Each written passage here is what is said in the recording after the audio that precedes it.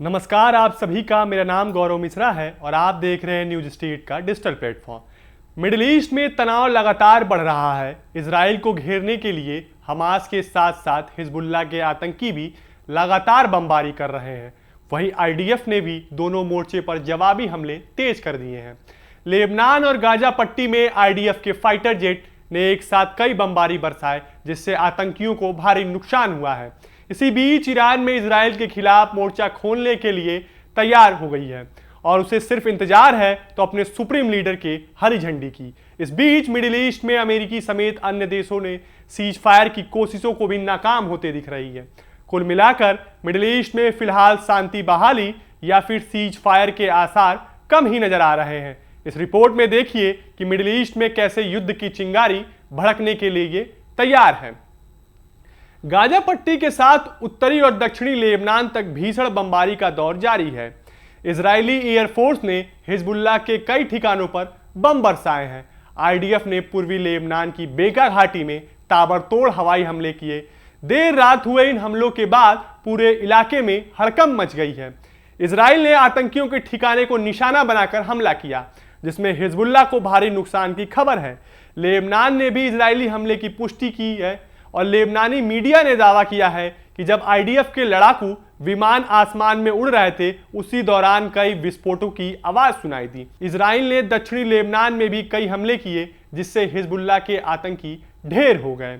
Israel की strike के जवाब में हिजबुल्लाह ने लेबनान से उत्तरी इजराइल और इजराइल के कब्जे वाले गोलान हाइट्स पर 75 रॉकेट दागे। आतंकियों ने इजराइल के कई सैन्य ठिकानों पर निशाना बनाया। इजरायली सेना ने कहा कि कई रॉकेट हवा में ही मार गिराए, लेकिन कुछ रॉकेट ऊपरी गैलिली और गोलान हाइट्स में गिरे। हिजबुल्लाह के हमले में इजराइल के एक सैनिक की जान चली गई, जबकि एक जवान गंभीर रूप से घायल हो गया। हिजबुल्लाह ने जिस जगह से इजराइल सीमा पर रॉकेट दागे, कुछ ही देर बाद आईडीएफ ने आतंकियों के उस ठिकाने को पूरी तरीके से तबाह कर दिया। हिजबुल्लाह और इजराइल के बीच जंग तेज हो रही है। बीते साल 7 अक्टूबर से अब तक लेबनान के रॉकेट और ड्रोन हमले शुरू होने के बाद लगभग 80,000 इजरायली नागरिकों को लेबनान सीमा के पास से अपने घरों को छोड़ना पड़ा है। हिजबुल्लाह के साथ जारी जंग के बीच गाजा पट्टी में हमास के खिलाफ आईडीएफ का ऑपरेशन जारी है। इजराइल ने गाजा में एक स्कूल पर बमबारी की और दावा है कि यहां हमास के आतंकी छिपे थे और वो इजराइल पर अटैक करने की प्लानिंग कर रहे थे। इस हमले में 39 लोगों के मारे जाने की खबर है। बताया यह भी जा रहा है कि इजराइल ने यह हमला अपने 6 बंधकों के शवों को मिलने के बाद की। बताया जा रहा है कि हमास के कब्जे में अब भी 109 इजरायली बंधक हैं, जिन्हें रिहा कराने के लिए इजराइल की ओर से लगातार कोशिशें जारी हैं, मगर आईडीएफ को अब तक कामयाबी नहीं मिल पाई है। आईडीएफ का कहना है कि वो हमास से लड़ने और अपने सभी बंधकों को वापस लाने के लिए प्रतिबद्ध है।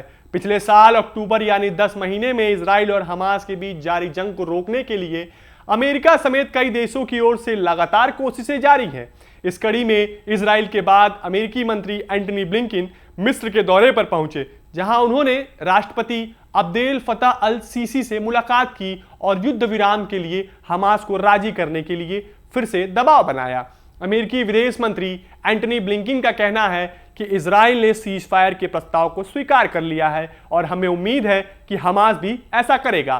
गाजा पट्टी में सीज फायर को लेकर कवायद तो चल रही है, मगर कामयाबी मिलेगी या नहीं, इसे लेकर सस्पेंस बना हुआ है, क्योंकि हमास लगातार विरोध कर रहा है। इजराइल लगातार हमास को निशाना बना रहा है।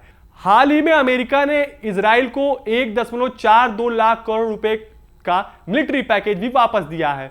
वहीं हमास और ईरान अमेरिका के इसी बात पर सवाल उठा रहे हैं कि हमास और ईरान का कहना है कि एक तरफ अमेरिका इजराइल को बारूद मुहैया करा रहा है और दूसरी तरफ वो युद्ध विराम की बातें करता है। ऐसे में बड़ा सवाल है कि मिडिल ईस्ट में शांति बहाल कैसे हो पाएगी। इस बीच ईरान ने इजराइल के लिए खतरे की घंटी बजा दी है।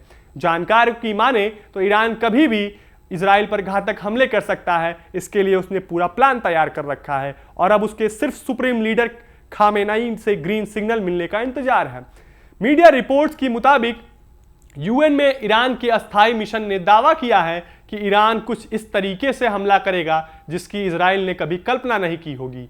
हो सकता है कि ईरान जमीन और आसमानी दोनों हमले एक साथ कर दे, दरअसल ईरान हमास मुखिया इस्माइल हानिया की तेहरान में हुई हत्या के बाद से भड़का हुआ है और कई बार इजराइल को सबक सिखाने की धमकी भी दे चुका है।